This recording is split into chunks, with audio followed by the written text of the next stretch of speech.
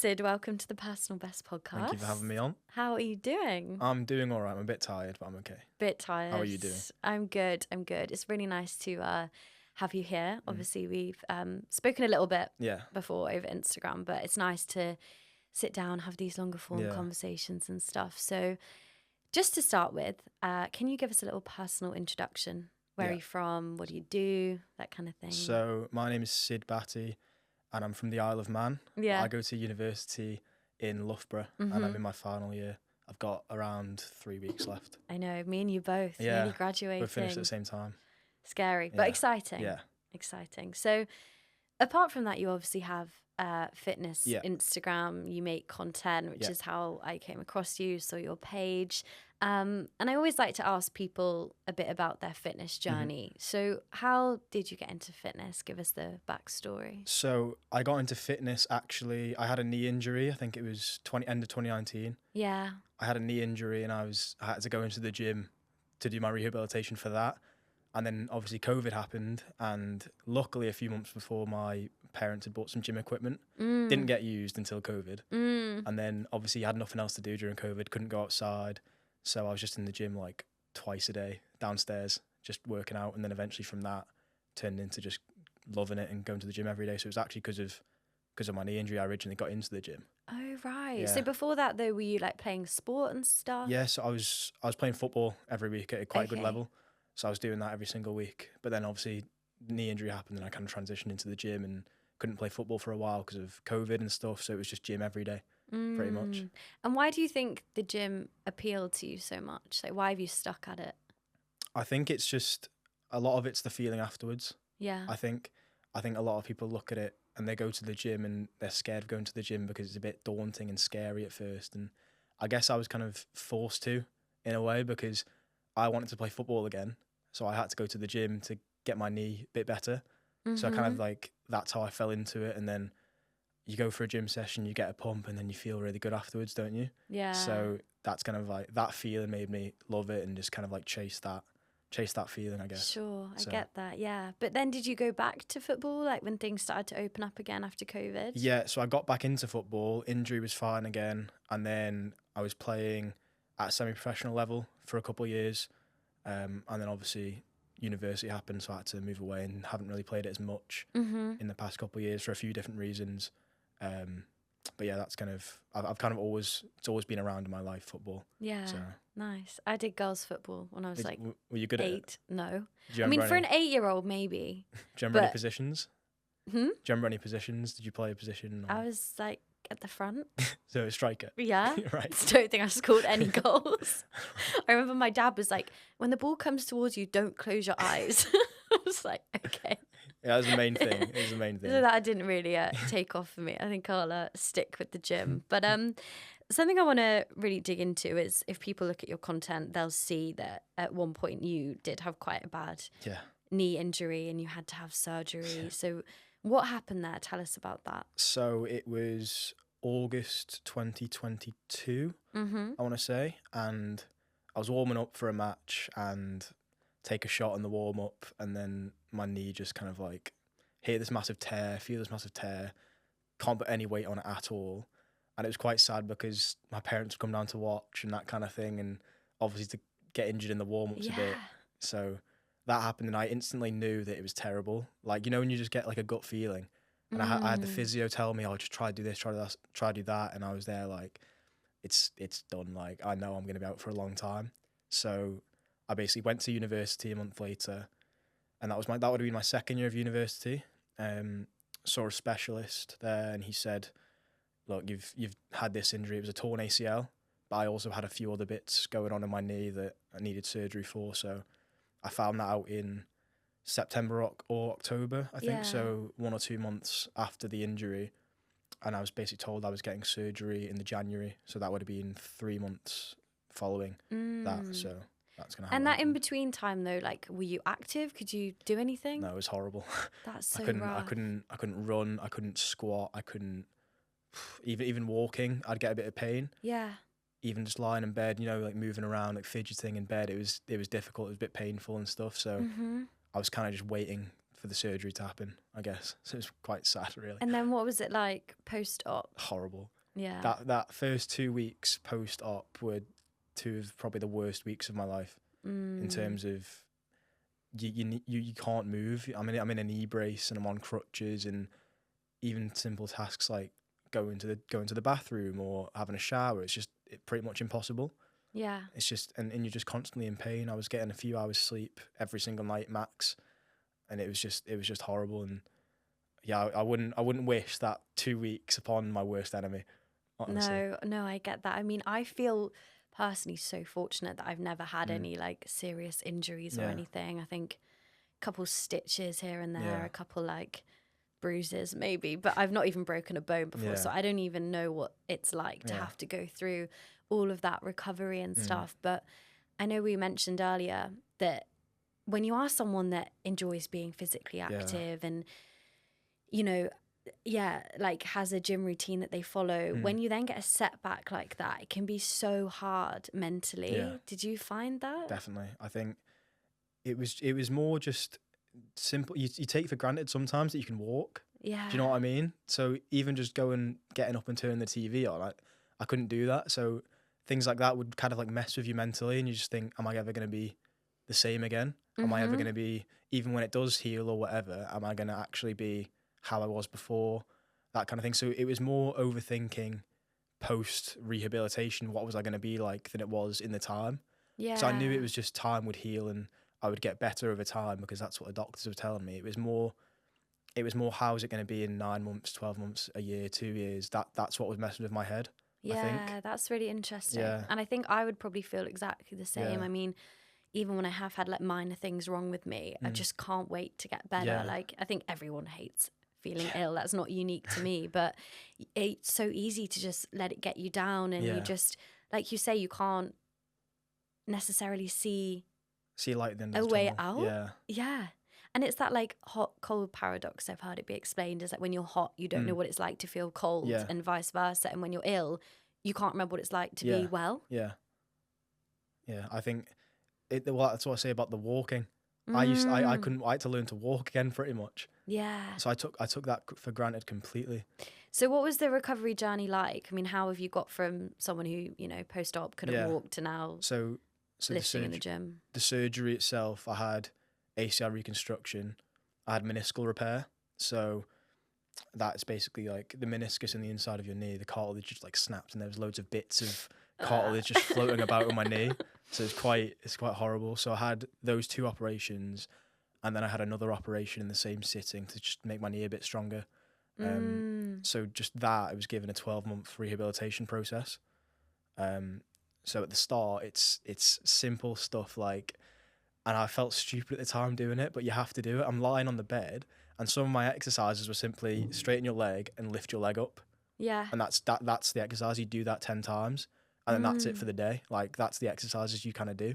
And that's like the first few weeks of rehabilitation. And it's so boring. It's so like mind numbing, because you think, what's happened to me? Yeah. And you going through your head like, was this the right decision? Because before the surgery, yes, I couldn't do certain things like run and stuff, but I could lift my leg up if I wanted to. And that also does take a toll.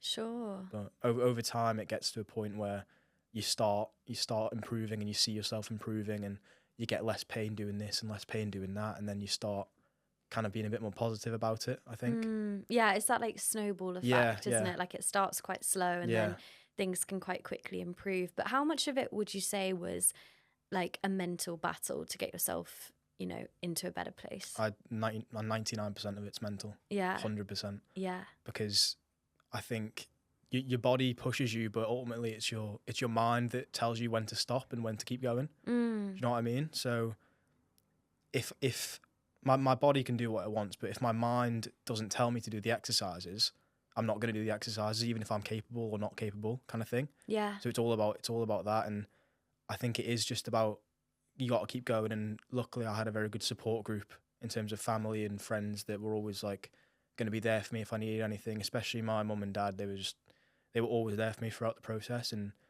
I think living at university while that rehabilitation was going on was quite difficult, because I was far away from everyone, and there was a lot of time I was just kind of lonely, sat in my flat feeling sorry for myself. Yeah. And I think anyone would. Yeah, and I think that's the hardest part, is the rehabilitation process is it's a very lonely process. And I think you only really know that it's that when you go through it. Yeah. I used to look at people, and I'm not afraid to admit this, I used to look at people and say that when they used to say rehabilitation was lonely, I used to think, oh, well, surely they've got people around them, like friends and stuff that can help. But no, it's like you're the only one going through that. Even if you've got friends and family and stuff that can support you, no one actually knows kind of what it's like until they go through it. Yeah. So yeah, and I'm sure a lot of people will relate to that. You know, if they have suffered injury themselves or gone through bouts of illness and stuff, it can be really difficult, because even though people around you will care for you and love you and give you sympathy, they, like you say, they don't know what you're feeling and what you're dealing with. And also it's not their problem, so they can kind of be removed from it. Yeah. And also personally, you kind of know that they don't feel it. Yeah. So it's not that you don't value it, it's that in the back of your head you also know that, but they're not going through it. It's the same with like mental health things as well. A lot of people will go through similar stuff, but it's unique to everyone. So I might look at someone with the same issue and think, okay, but I went through it a bit differently, so I don't necessarily, I can take what you say and stuff and your advice, but in my head I'm still like, I'm going through it alone.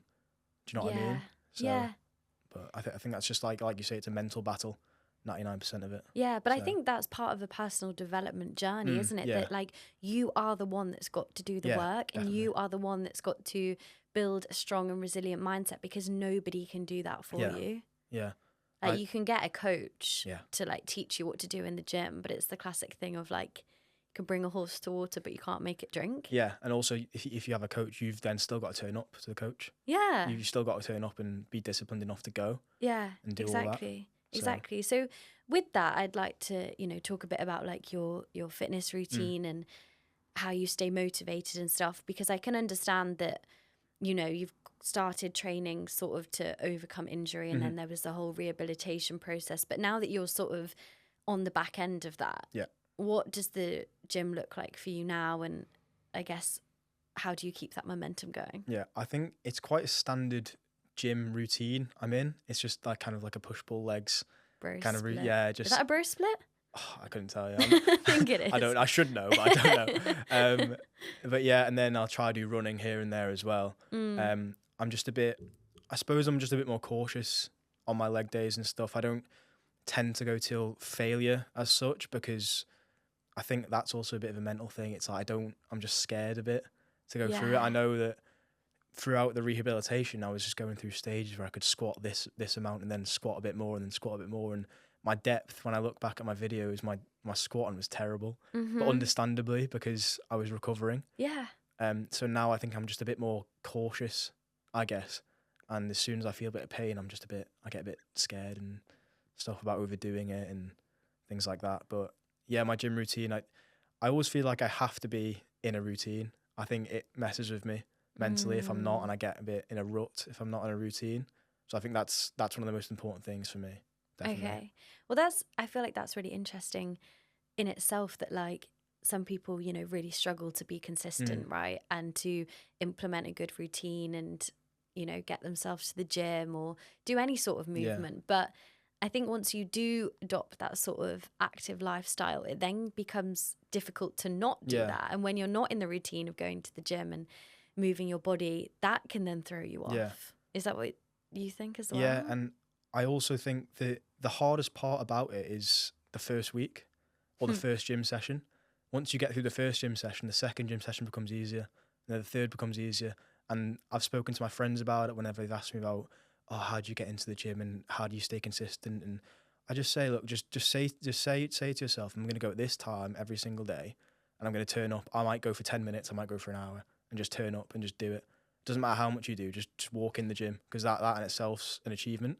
And then once you walk in the gym, then you start like, you know what progressive overloading is, obviously. Yeah. It's like that, but in life. Yeah, so you need to progressive overload. You go to the gym, okay, you might do 10 minutes on the Stairmaster or the treadmill.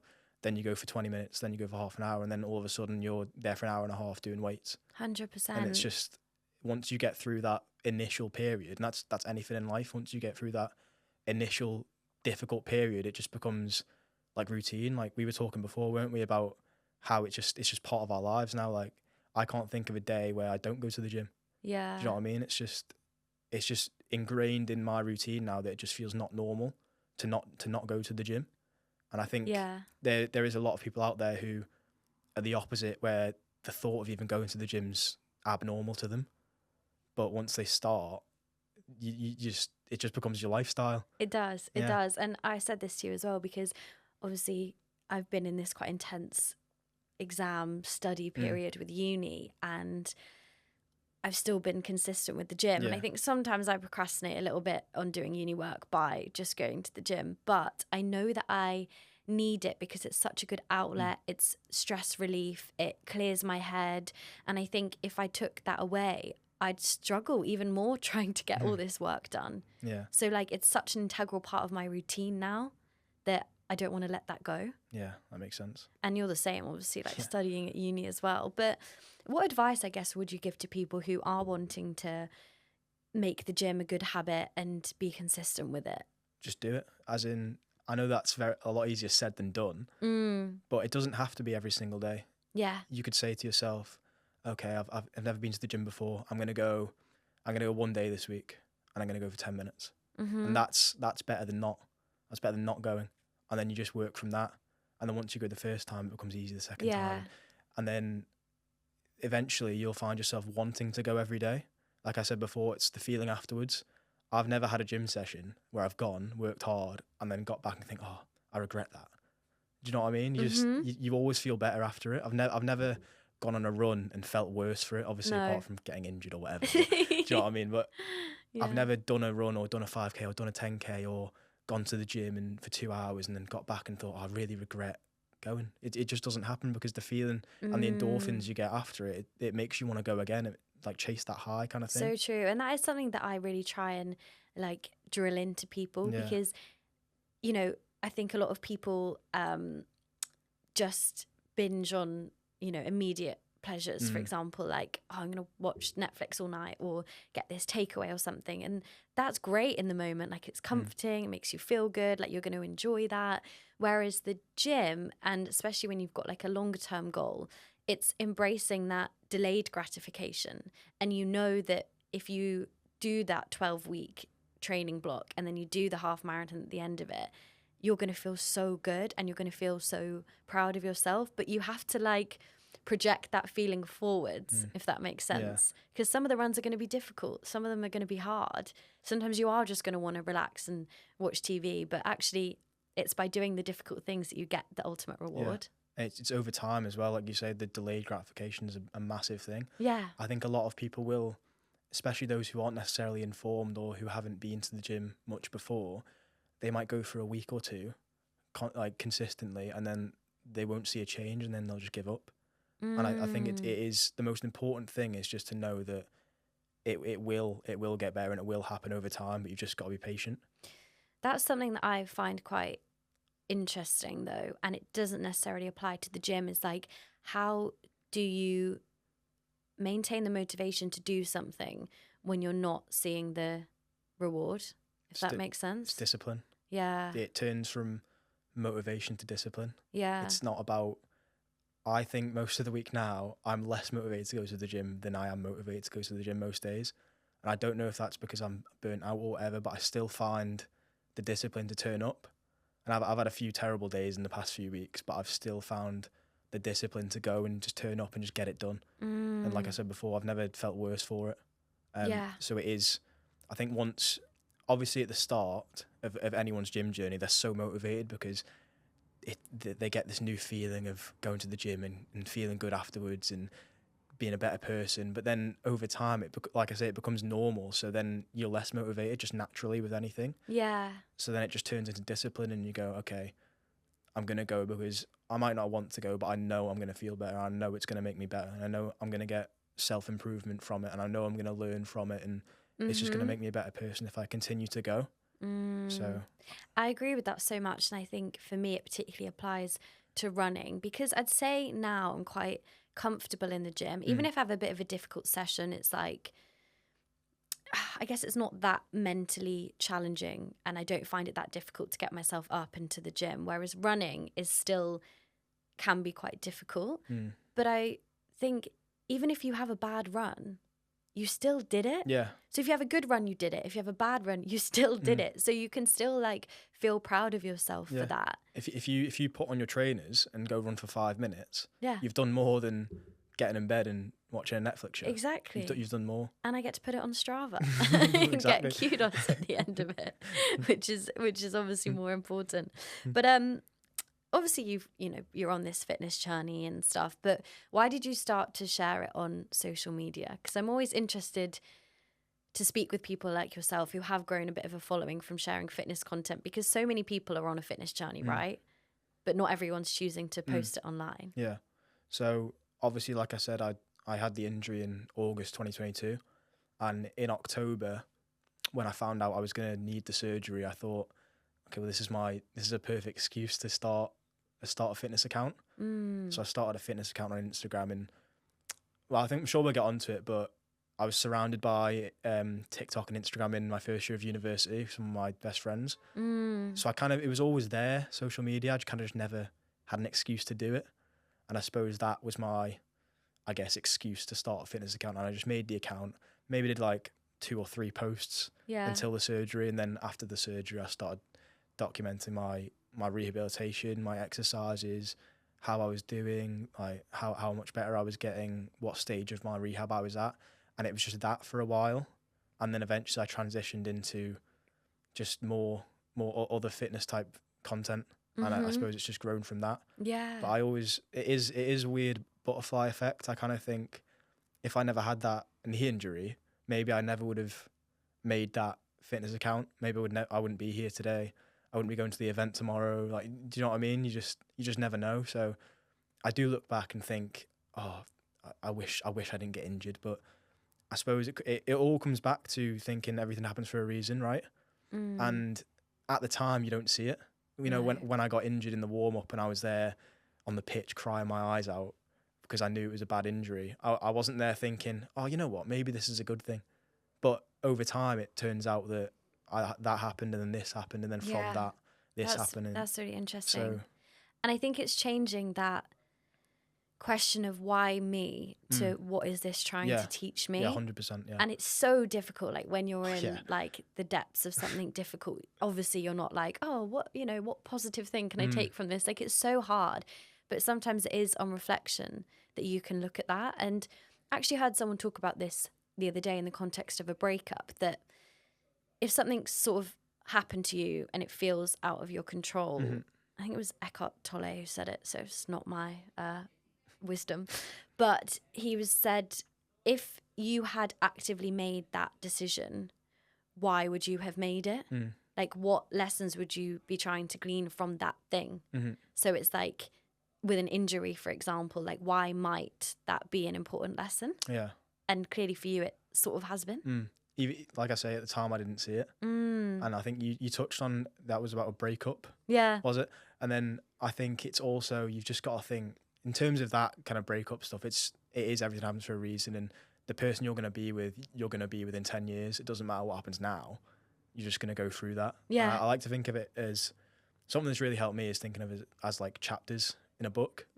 So maybe the chapter of that period of football in my life closed, but then this chapter's now opened. Yeah. Kind of thing. And, you know, we've all gone through breakups, right? Yeah. It's just a normal thing everyone goes through. And you just kind of got to think, okay, that let's just close that chapter in the book. It was a good chapter, but then I'm excited for the next chapter, and I'm excited for the chapter in 5 years and 10 years, and it's like a never-ending book of your life. And I think that's really helped me, just kind of thinking I'm content with knowing what's meant for me is meant for me, kind of thing. Yes, I'm sad in the moment, and like I say, breakups, you get upset in the moment and really sad, but then it gets to a point where you're like, okay, that clearly wasn't meant for me. You know what I mean? That clearly wasn't meant for me, and I'm content in knowing what is meant for me will happen, whether it's in a year, in 2 years, in 5 years or 10 years. I sometimes think, yeah, it's terrible now, but 20 years I'll be married with kids. Yeah. Do you know what I mean? I might not be, but I like to think I would be. But yeah, that's how I kind of think. And I suppose I struggled a lot in the past, like mentally, right? And I think that's kind of helped me a lot in recent times, is just thinking like, okay, it's bad now, but switching the switch in your head to think the negative connotation and change it to the positive connotations of a situation. Like you say, okay, why has this happened? Like, instead of why me, it's what positive might this bring in the future? Yeah. It might not be the immediate future, but it's going to be the future. Definitely. And I think it's so difficult. I love that this was a question about social media and now it's just gone on somewhere else. But I go on tangents. It's absolutely fine, because I think this is so interesting that, like, it's really hard to look at the bigger picture sometimes when you become so focused on, you know, your own problems and your own struggles and like the annoying things that you've got to deal with every day. But sometimes you do just have to take that step back and like trust that things are going to get better. Yeah. And there's a quote I like that's like, the universe is unfolding as it should. And that's kind of what I try and remind myself, because I'm not necessarily like a religious or like a spiritual person, but you've just got to trust that things are going to be okay. Yeah. And also I think there's an element of taking personal responsibility for things like the knee injury. That was not your fault. That was no one's fault, but it's your responsibility to deal with it. Yeah. And you could have not done the physio, and you could have like wallowed in this like pit of despair and been like, why me? This is shit. But you did the physio, you did the rehab, you got back in the gym, and you took responsibility for that situation, and that's how you've got to where you are now. That's a good way of looking at it. I've never actually looked at it like that. Well, you should feel proud of yourself. Thank you. But back to the social media thing. How have you found, like, I know we spoke about it privately, but like, how have you found sharing your journey online with people and, you know, getting like likes and follows and just being part of that world? Because it's something that's so new to me and I'm still trying to figure it out. So I'd love to hear your experience. I think in a weird way, it was a lot easier at the start. It was a lot more smaller, I guess, when I first started the account, and it was all, I wasn't really, I kind of like post what I wanted to post, and I wouldn't really think about it too much. I'd just be like, okay, I've made this rehab video, I'm just going to post it and just show people. Whereas I think now it's a bit different in the sense I'm not, cautious is the wrong word, because I still kind of post what I want to an extent, but it's more, I guess I overthink about it a lot more now. Well, because it's going out to a bigger audience, right? Yeah, so I suppose that's probably the reason. So do I enjoy it as much as I used to? I don't know at this point, but I don't get me wrong, I love posting, I love the community, but in terms of my mind, it's not as at ease as it was ages ago. Yeah, that makes sense. I can relate to that so much. I mean, I'm not a big time influencer by any means, but even when I started the podcast and the account literally had like 300 followers on Instagram, it was sort of just like a private story, because I would just like say and do what I want and post things that I hope would be interesting to people. Whereas now, because there's more eyes on you, it's you do overthink things that you put out there, and you don't know how it's always going to be received by the internet. And I don't want to like dwell on the negativity, but like sometimes you do get, you know, a negative comment and that can make you spiral as well and just make you evaluate everything you're doing. Yeah. And it's always, it's the old saying, isn't it? The one negative will always, you'll always think about it more than the 100. I'm sure you get a lot of positive. Yeah. I mean, I've seen it, the positive comments, positive shares, and everyone's saying really nice things, but then one person says a bad thing and you're instantly like, is this right for me? Yeah. It's just, someone's commented, your podcast needs to get in the bin. I'm just like, okay. I think it just stems from jealousy. Hope you're having a nice day. I always think that, right? You know, when you like, do you drive? Yeah. Okay, so, and you see someone like honking or getting really angry, and I just always think, I feel so sorry for them, because what is called, they must be having a terrible day. And it's the same with people that comment stuff like that. It's like, how, I always feel bad. I'm like, how bad of a day must you be having to want to give hate to someone else and make them feel bad as well? Like and I'm just like, I don't even envy hate comments anymore. I just kind of feel a bit sorry for them. I think that's a really good way to look at it, like almost pity them, because why are you taking time out of your day to put negative stuff on the internet? It's exactly the same. I see it some of my friends when they get comments on their TikTok or their Instagram, and I just look at it, I'm like, you've sat there and you've had the thought process in your head to think, okay, I'm gonna leave this comment. You've took the time out of your day to write this nasty comment, then click post, and then just carry on scrolling. Why don't you just carry on scrolling? What benefit are you getting from bringing someone down? I just, that's one thing I've never understood. No, me neither. But we're maybe nice people. But obviously you're sort of involved in this fitness community more than I am, and I know that you're friends with like few fitness content creators and stuff. I realise when I say content creators, people sometimes assume that to like OnlyFans. So now I'm like fitness content creators. You know, how is that, I suppose, like friendship group influenced your journey? Well, it's quite a funny story how I fell into it. I've been asked about it. I do think I fell into it a bit in terms of the knee and other situations as well. So James is probably the one you know most. James Beardwell. So we actually met at university, but it was quite a strange situation.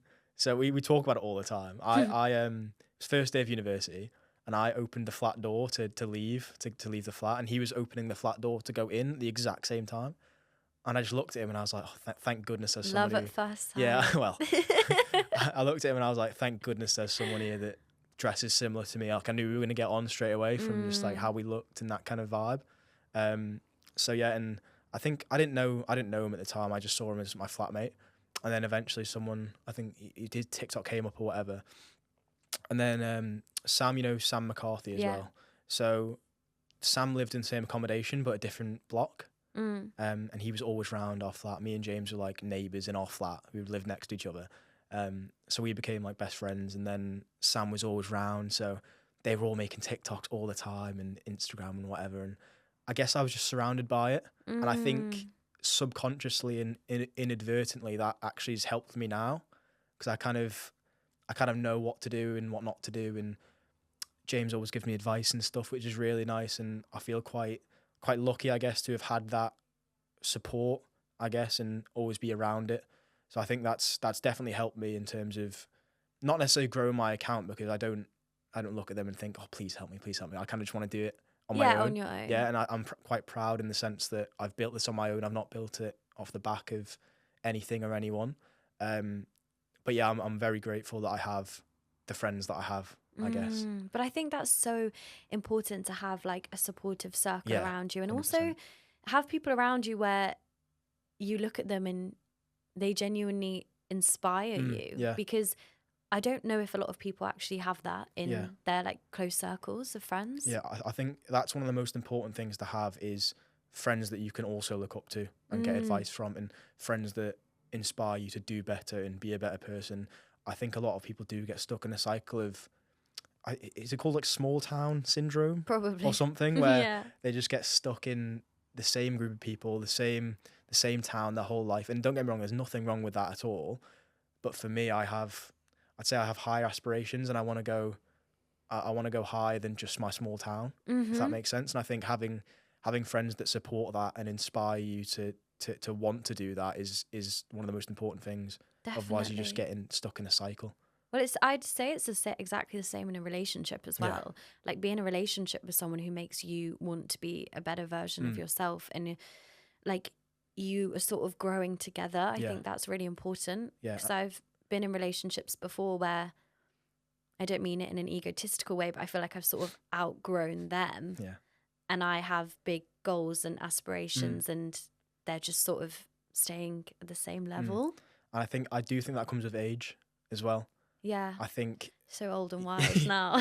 Well, when you're younger, obviously in relationships, it's all about, I guess, fancying someone and just that feeling of like enjoying their company and stuff. And then I think it gets to a certain point where you think, okay, but are you going to improve me as a person? Are you going to get me out of bed on the days I don't want to get out of bed to go to the gym or go on a run? Are you going to improve me as a person? Because if you're not, then I don't necessarily want to be in a relationship. Yeah. If that makes sense. Yeah. So. It's so important. And I also think it's so attractive to see someone who's working on themselves for themselves. Yeah. Because it makes you want to do the same. And it's not like, you know, you're forcing them to do something for you. It's like they would do that anyway. Yeah. And I think in terms of the gym, I always say like gym guys are my type. But it's not just the physique. It's like, because someone who goes to the gym is going to be disciplined and self-motivated and care for themselves and look after themselves. And for me, those are such attractive qualities that I would look for in somebody. So like all of those attributes are important. Yeah, I completely get that. And I do think a lot of people who aren't necessarily in the gym community maybe look at it from the outside point of view and think that people are a bit arrogant in there, or vain or something. Yeah, because they're posing with their tops off, but it's the complete opposite. Like you say, everyone in there's just wants to be better, and I think that's the most important thing for anyone wanting to go into the gym. I know there's a lot of people who they maybe get nervous about being judged in the gym, which is completely fine to think, but when you go there, you realise that no one's going to judge you. Everyone's there just to be a better person, and they're just focusing on themselves. Yeah, kind of thing. But I've seen you make a piece of content about this, and I think it was in the caption or something about everyone's there for their own reasons, right? Like some people are there trying to get over heartbreak. Some people are just, trying to keep their mental health in check. They want to work on themselves. Like maybe they were bullied and they're overcoming insecurities. Like everybody's got their own reason for being in the gym, and every reason is valid. Yeah, completely. And even myself, I think throughout my whole gym journey, I think I've been about 4.5 years consistently. Yeah. I've had countless different reasons for going to the gym. It's just changed. I've had my injury. I've had heartbreak. I've had to stop myself from going insane sometimes. Do you know what I mean? It's just the reasons change all the time, and it's not a bad thing for any reason to go to the gym. It's just everyone is there for a different reason. Like you say, and that's the good thing about it is no matter what reason it is, everyone's just there to get better. Definitely. So and that's what I love about the community in general. But what would you say is your reason for going now? Like, where's your mental space at? I would say part of it is the fitness stuff. I feel like the social media stuff. I do feel like I need to keep myself in good shape just for who I want to be and how I want to look and stuff like that. But a lot of it is mental at the moment. I do feel the period I've been going through recently, I do feel like I would lose myself a lot if I didn't go to the gym.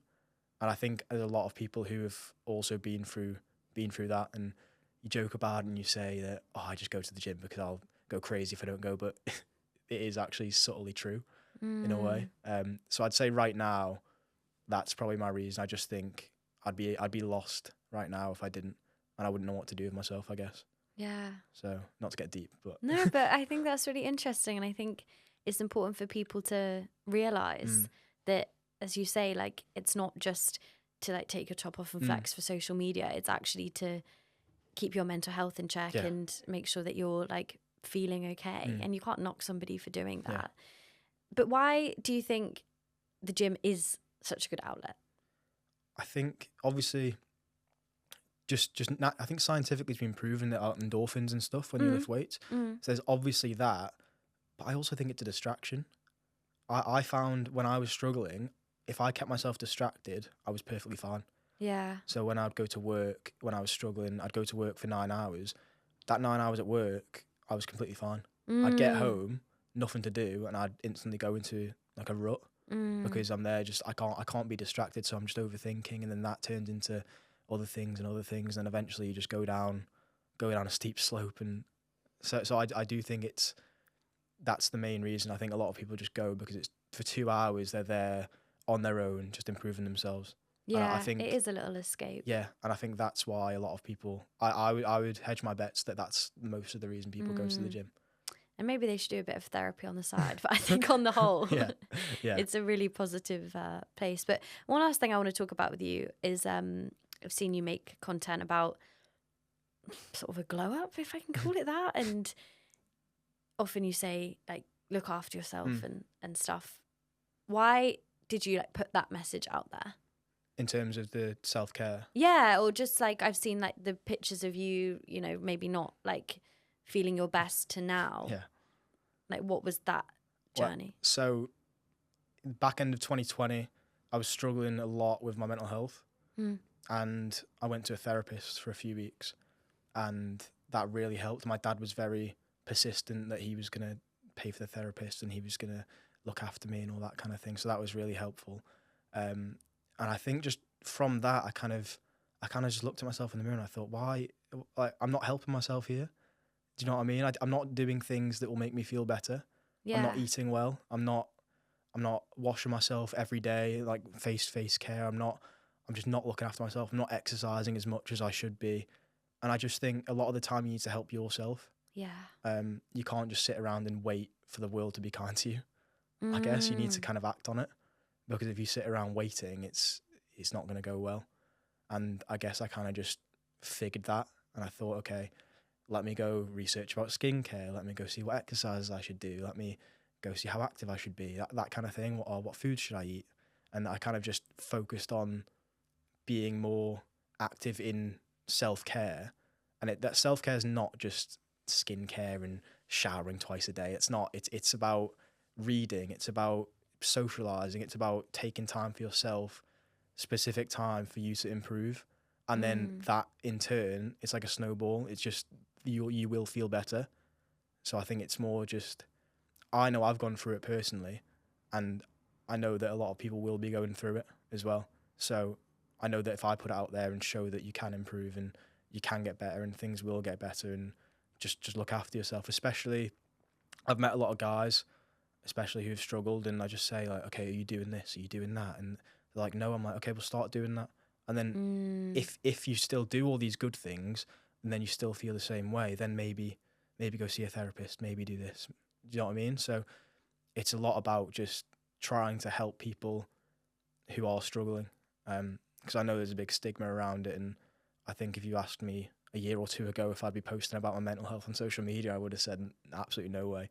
But I kind of just figured now, like, if I can help a few people, then it's, I don't really mind what I post. No, I think that's so important. I think that's really great. And I fully agree that we should be opening up the conversation around mental health, and particularly for men, like how they can deal with their mental health and make improvements. But I really like this idea that it starts with action, and it starts with sort of looking at yourself in the mirror and saying, okay, what can I do today that's going to make me feel a little bit better? Like, what are some positive actions I can take? And you don't have to do everything all at once. You don't have to have, you know, a super clean diet and a regimented gym routine and an expensive skincare routine and, you know, read 10 self-help books. You don't have to do it all at once. Just like do a few things. And like you say, with the snowball effect, like you can kind of layer it on top and find different things that are going to help you. And before you know it,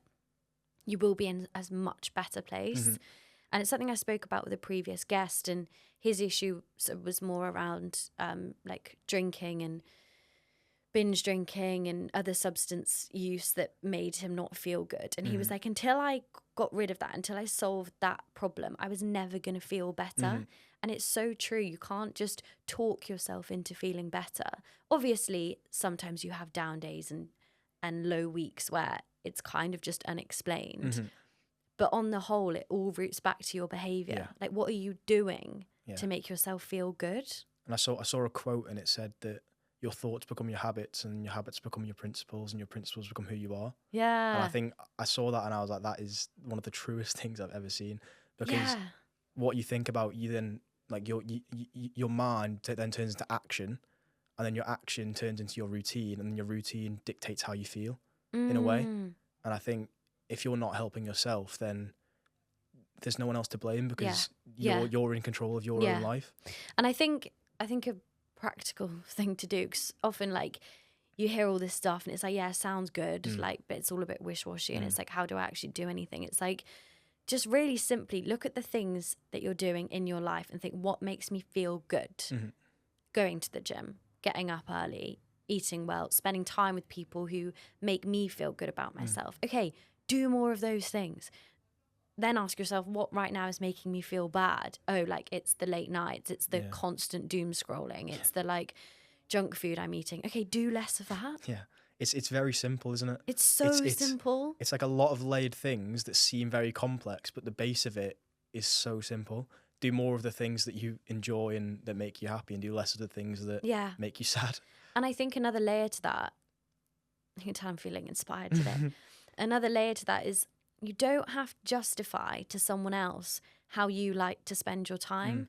How you want to spend your time is completely up to you. If you want to be in the gym on a Saturday night, you do that. And it's hard not to give in to that peer pressure.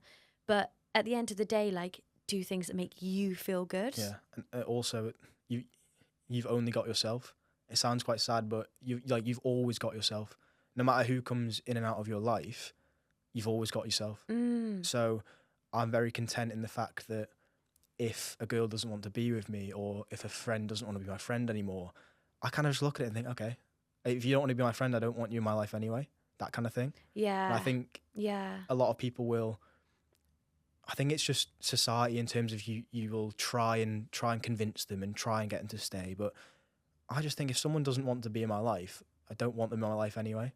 So true. So, and I think once you start thinking like that, you become very, very unbothered, I think. And that can be quite dangerous in terms of how people perceive you. Yeah. But like I say, at the end of the day, you've got yourself. But that's not to say like, okay, push everyone away. Yeah. You don't need anybody, go full monk mode. It's not about that. It's like finding people who genuinely want the best for you. And those people are out there. Yeah. And like the good ones will stick around. Yeah. And the world is a lot bigger than where you live. Than the Isle of Man. Well, no need for that. But yeah, no, the world is a lot bigger than your hometown. It's a lot bigger. There's a lot more people out there, and I think it's like, you think about it. How many people have you met in the past 5 years that you hadn't known 5 years ago that are now maybe some of your best friends, or you speak to every day, and then you think, okay, what about in 5 years' time? There's going to be a bunch of new people, and there's so many people in your life that you've not even met yet. Yeah, and that are going to like slot into like different parts of the journey and like shape who you are. Yeah, and it's just crazy to think about, because we're so just like living in the moment and living every single day as it comes. You kind of stop thinking about the bigger picture. Yeah, I mean, we're both going to an event tomorrow, which is the FCK event, shout out. And that's like a whole community of people who are into the gym and fitness and just want to be around like-minded people. Yeah. It's a whole community right there. I know. And it's just like that day in itself is obviously going to be amazing, because you know everyone's there for the same reasons. Yeah. Just get to know each other. They're just there for a fun time and a fun event. Yeah. They're not there for anything else. They're not there to be arrogant and show off. It's all just about having a good time. Mm-hmm. And like I said, I'm sure you might be the same. A lot of people you've seen on social media will be there tomorrow who you've not even met yet.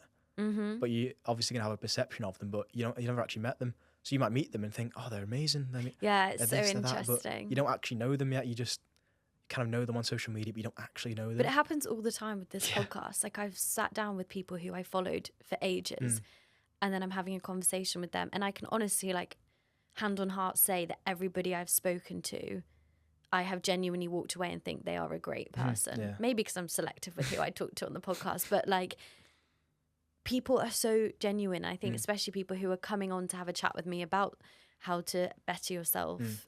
They're just good people. Yeah. Because why would they come on the podcast if they didn't? I saw something saying, what was it? It was a quote, and it was like, bad people don't try and better themselves. Bad people don't try and improve themselves every day. Yeah. If you look at a bad person who does something, it's kind of like no sympathy, no remorse. They kind of just get on with it. Like, oh well. Whereas someone who's just trying to better themselves, they will just try and improve. Yeah. And that's why you kind of like I say, if they come on this podcast, you automatically know they're probably, I don't mean to toot my own horn, but you probably know they're a good person. Yeah. But I love to see it. Like when I see somebody who's working on themselves and who has made progress, it just does something to me. Like, I feel this internal pride, even if I don't know them. I'm just observing their journey, and I just love it. Yeah, I think that says a lot about you as a person, though. Do you know what I mean? If you look at someone, it's like when you see on social media and you see someone with an achievement, and even if you don't know them, you're like, oh, it's amazing. Like, you might comment something and you just think, oh, it's amazing. But and then on the opposite side of that, there was like an audio that was trending a while ago where it was like, I hate wasted potential. I hate seeing wasted potential. When I look at someone, I'm like, you could do so much more. Like, you can be so much more. Yeah, it's my biggest fear. My biggest fear is just getting to 40, 50 and thinking, oh, I should have done that. Why didn't I do that? Do you know what I mean? Just thinking, oh, what could have happened if I took that risk or did that or took that jump? And that is my biggest fear, to get to that age and having regrets. Stephen Bartlett described it as like almost being haunted by your potential. And it's difficult because you don't know what that looks like until you actually try and push it. And there's a good quote that's like, your potential is only limited by your willingness to explore it. And it's so true. It comes back to being in the mind. Yeah. It's like your body doesn't decide to go and do things. It's your head. Yeah. And what are you going to choose to do? Yeah. It all comes back to that. And I think that's a really important point, is I think you've seen it with the guy who ran Africa. Russ Cook. Yeah, Russ Cook. Insane. His body every single day was probably telling him stop. Like, stop. But his mind tells him to just keep going, and that's why he can keep going, because your body doesn't stop, your mind does, and I think that's with everything. Your mind tells you what to do, and it's not related to fitness, but my dad gave up smoking for the first time in 20 years or 30 years maybe. Wow. 40 years maybe, but he did it one day. He used to smoke every single day. He won't mind me saying. Last July, one day, just didn't pick up a cigarette. Hasn't touched it since. Just went cold turkey. Yeah, just cold turkey. Wow. And I think, but that also comes back to the first week's the hardest. That first week of him not doing it was probably one of the hardest weeks of his life, right? But now it's bliss. Do you know what I mean? And that's the same with anything. Like, as soon as you start doing something or stop doing something, the rest of it becomes easier.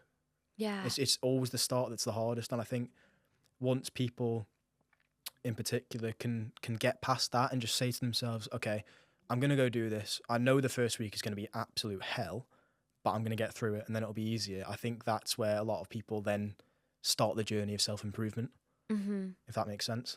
Yeah. No, I couldn't agree more. And, you know, as I already said, like, it's not always going to be linear. Like, there will be bumps down the road and stuff, but once you get over the initial hurdle, it's like, okay, at least you're on the right track now. At least you're making progress towards something. And you've started. Yeah. And 2 weeks before you hadn't started. And you don't have to be good to start something. Just do it, okay? Just do it. Everyone that starts something always starts at 0. I know. No one starts at 100, and that's not just social media. That's everything. Everyone who's gone to the gym and has an amazing physique, and all these bodybuilders and powerlifters you see, they all had a first gym session as well. Yeah. They all walked into the gym and didn't have a clue what they were doing as well. Everyone has. I'm just glad I didn't video my first gym session. If I look back, I wouldn't want to go to the gym again. No, I had a memory come up today on my camera, and it was like 6 years ago maybe, and I don't even know what exercise I'm trying to do, but I was just cringing so much. So I always say to people when they ask me about how I got into the gym, I used to sit on the bench in the weights area and get up YouTube and just watch tutorials on what exercises to do. Because I didn't have a clue. So I'd sit there, and I used to go on my lunch hour at work. So I'd waste like 10 minutes just sat there watching YouTube trying to figure out how to do something. And I just think, was I embarrassed doing that? Yes, but it's got me to now know what I'm doing. Exactly. And as long as I go through that small bit of embarrassment and I can just like run with it and like, what's the word? Like own it. Yeah. As long as I can own being embarrassed about doing that, it's gonna improve me. So that's what. That's where it all started. Yeah, that's where it all started. The YouTube tutorials. Well, I have to ask you the final question I ask every guest, even though I feel like we've spoken about so much good stuff today. But if you had to give one piece of advice to help people achieve their personal best, share a quote or something, what would it be? Ooh. What's helped you the most, would you say, on this sort of journey that you've been on? I would say picture yourself in 5 or 10 years and think about what chapter of the book that's going to be and act on it today. Yeah. Where do you want to be in 5 years? Do you want to be the person who's not active, not feeling good, and stuck in a cycle and then eventually feels sorry for themselves? Or do you want to be the person who's achieved their goals or is on the way to achieving their goals? And I think the process starts as soon as you want it to start. And everyone's on a different journey. Don't look at yourself now and think, oh, there's people who've been in the gym for years before me. I'm mid-20s, I shouldn't start. Just start now, because you're on a different journey. In 5 years' time, you're going to regret not starting today. Do you know what I mean? So yeah, exactly. I look at myself and I think, oh, I regret not starting social media when I was 18. But who knows what would have happened then? I started because I was like, if I don't start now, I'm going to regret not starting in a few years. Yeah. And I think that's the same with everything. So yeah, I think to put it, I know I've gone on a tangent there, but I'd say that's great. In a short way, just look at yourself, picture yourself in a few years and think about where you want to be and what kind of person you want to be and start the process of acting on that today. It's like that old Chinese proverb that says that the first... Sorry, I always go to say quotes and then I butcher it. This is the best time to plant a tree is 20 years ago. Yeah. The second best time is today. Now. Yeah. And it's so true. Yeah, 100%. Amazing. So where can people go if they do want to find your social media or anything? So my Instagram is just my name, Sid Batty, and my TikTok is the same, just Sid Batty. Yeah. So it's quite simple. YouTube? YouTube's just my name as well, just Sid Batty, yeah. Amazing. So, yeah. Well, thank you so much. No, thanks for having me on. I've really enjoyed this conversation. Yeah, I've really enjoyed it as well. And see you at the event tomorrow. See you tomorrow. And thanks, everybody, for listening.